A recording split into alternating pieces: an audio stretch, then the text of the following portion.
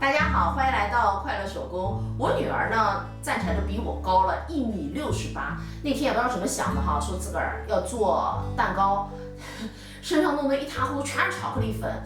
这2天不是开学了嘛，她去上学了，我也有时间了，所以我打算呢给她新的做一个围裙。这里是咱们围裙的上半部分，这条边呢20厘米，下面这条边30厘米，高度24厘米。我们把这儿先做成一个光边哈，我呢在这儿啊要夹一个花边，我们折叠2次，车上一条线。这2条啊是咱们肩带的材料哈，它的长度呢90厘米，宽度6厘米。我们把刚才做好的材料搁在这儿。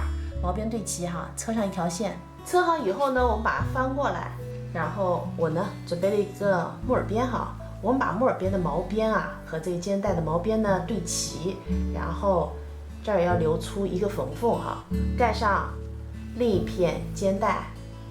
那这个肩带的这边我已经烫进一个缝缝了哈，我们把这3个毛边啊全给它对齐，车上一条线。和大家说一下哈，我这个花边呢是一部分，这儿就没有花边了，是后边哈。我们2片呢就这样车在一起。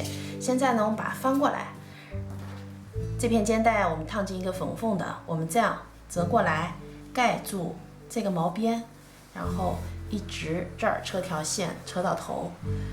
那为了花边的服帖哈，我们在花边的这儿呢还得车一条窄边。咱们前片的这边哈，也是用同样的方法做一根肩带。这是围裙的下半部分哈，它的宽度呢是80厘米，高度50厘米。我在底部呢打了2个圆弧，然后利用缝纫机的花边功能哈，把这条边呢做成了光边。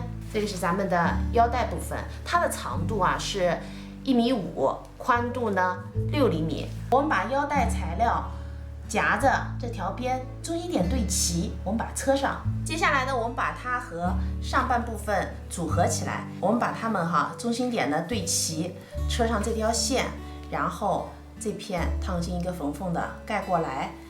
然后这样车一条线，一直车到2端哈，这儿呢是腰带部分。那做法和这肩带是一样的。围裙呢做好了，我给穿上了哈。后边啊是这样子交叉的，我呢是锁扣眼的，大伙儿呢也可以直接固定在腰带上边。我呢还给它做了一块手巾，配不配跟这个？然后这里一夹，有没有大厨范儿？这期视频内容呢就是这些了，感谢您啊花宝贵的时间来看我的视频，记得呢帮忙点赞，咱们下期再见。